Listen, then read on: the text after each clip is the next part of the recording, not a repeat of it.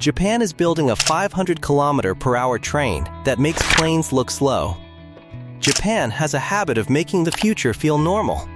In 1964, it introduced the world's first modern high-speed railway, and suddenly, a fast train meant something entirely new.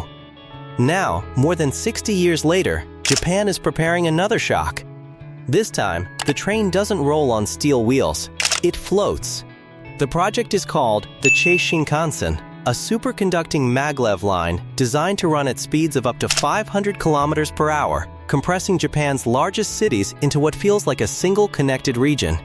Even while the original bullet train still felt revolutionary, Japanese engineers were already asking a dangerous question. What comes next? By the early 1970s, research began on next-generation transport. And that search led to magnetic levitation. The idea was simple in theory. Remove friction, remove wheels, let speed rise far beyond what steel rails allow. But Japan didn't choose the easy version. It chose superconducting maglev, the hardest path and the most capable one. Here's the simple explanation. Instead of riding on wheels, the train is lifted and guided by magnetic forces. Powerful magnets, cooled to extreme temperatures, become superconducting.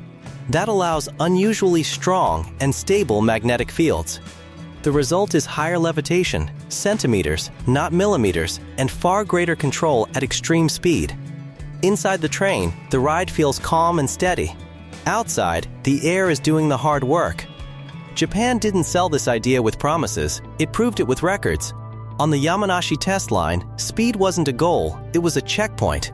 In 2015, a Maglev test train reached 603 kilometers per hour with people on board.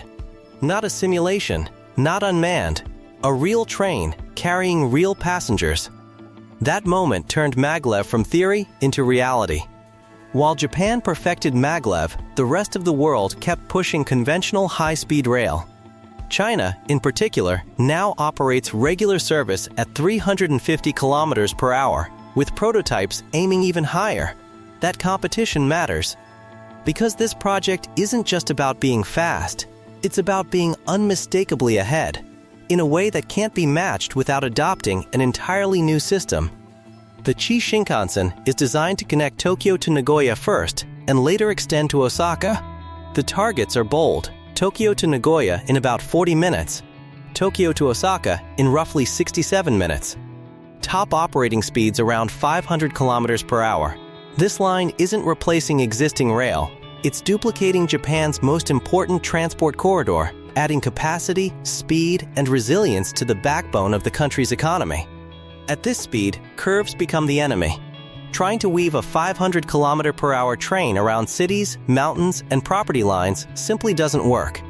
So the solution is ruthless: go straight. That's why nearly 86% of the Tokyo, Nagoya section runs underground. Tunnels allow gentle curves, controlled noise, and freedom from surface constraints. At these speeds, underground isn't a compromise, it's the only option. Here's the paradox. Inside the train, it's quiet, smooth, almost serene. Outside, the loudest force isn't the motor, it's the air. At 500 kilometers per hour, pressure waves form fast and violently. Without tunnels, communities would experience jet-like blasts every few minutes. Putting the line underground isn't just engineering, it's survival for the neighborhoods above it. The price reflects the ambition. Early estimates put the cost in the trillions of yen. As tunneling plans solidified, costs climbed even higher. This isn't an upgrade. It's an entirely new national rail backbone, built deep, straight, and purpose-designed for speeds conventional rail can't safely reach. Originally, the project was meant to be privately funded, but in 2016, Japan's government stepped in with ultra-low-interest, long-term loans. That move accelerated the timeline and pulled the Osaka extension forward. This is the moment the project shifted from someday to it's happening. Construction began where it always does with projects like this: underground. And underground brings politics. In Shizuoka Prefecture, concerns over water resources tied to the Ai River delayed approval for a key tunnel section. The delay pushed the project past its original 2027 opening target. Then, in 2024, the political landscape shifted. A new governor took office, widely seen as more open to negotiation.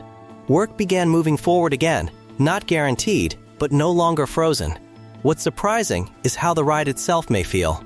At 500 kilometers per hour, you don't feel speed. You feel time disappear. You sit down. A few announcements pass. And suddenly, a city that once felt far is already approaching. That's the real power of extreme speed. Not spectacle. Compression. The true impact of the Chuo Shinkansen isn't the number on the speedometer. It's what that speed does to geography. Tokyo, Nagoya, Osaka. Separate cities begin to function like one connected mega-region. Labor markets merge, business networks tighten, risk is reduced through redundancy. In Japan, reliability isn't excess, it's strategy. When the line finally opens, whenever that date lands, it will mark something bigger than a record. It will be the first time superconducting Maglev becomes everyday infrastructure, not an experiment, not a showcase, a real, ticketed, national transport system. And once that happens, the rest of the world faces a choice. Refine the old playbook, or start writing a new one. Japan's first bullet train succeeded by making radical technology feel ordinary. Safe, predictable, routine. The Chuo Shinkansen is aiming for the same trick, only faster. A train that flies underground, arrives too soon, and quietly reshapes distance itself. If it works, history won't remember it as a speed record. It will remember it as the moment speed stopped being a spectacle and became infrastructure again. If you enjoyed this deep dive into the world's fastest train, like and subscribe for more.